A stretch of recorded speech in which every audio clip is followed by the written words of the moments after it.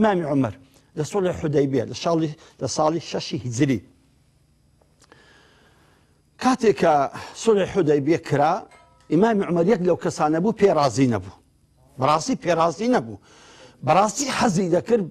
یەکسەر هجوم بکەنە شاری مەکە و ئەو سوڵحەش تەقەبوڵ نەکەن و ئەو شەرتانی کە پێغەمبەر عەلەیهی سەڵات وەسەلام تەوقیعی لەسەر کردی هیچی بەدڵ نەبوو لۆی هاتە لای پێغەمبەری فەرمووی یا ڕەسوڵ الله بۆ وا بکەین بۆ ئەوا قبوڵ بکەین پێغەمبەری خوا صلی الله علیه وسلم لەسەرخۆ ئەی فەرموو ئەی عومەر پەلەمەکە خی گەورە وایە پێخۆشە و مەسلحەتی مسلمانان وا چاکە ئاوا بکەین و خی گەورەش پشت و پەنای ئێمە دەبێ خۆی پێرانە گیرە چۆکن ئیمامی ئەو بەکر ئەی ئەو بەکر چۆن ئەمە تەقەبوڵ دەکەی چۆن ئەم شەرتانە تەنازول پێ دەکەن ئەمە تەنازول نییە ئایا ئەمە کو دەبێ ئێمە وابین ئیمامی ئەو بەکر جوابی داوە فەرموو خوا و پێغەمبەری خوا لە ئێمە باشتر دەزانن پاشان کە ئاەتی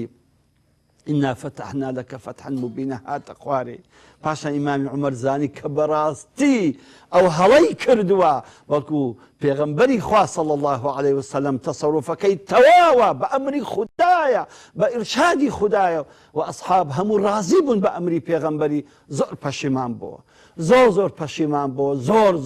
زۆر ئەپارەوە ئەی فەرموو خوایە بەس لەو گوناحم خۆش بە کە ئەو ڕۆژی لە ڕۆژی سوڵحی حودەیبیە کردیتم ئەو قسەی کە لە دەوم دەرچوو ئەو قسەی کەوا هاتە دەرێ لە دەوم خوایە بەس لەو گوناحم خۆش بە بزان ئازیزان بڵا ئەسحاب چەند ورد بوونە یەک قسەیەک لە یەک موقف کردێتی بەڵام هەتا مردووە پەشێمان بوویتەوە بۆی خی گەورە لێی خۆش بی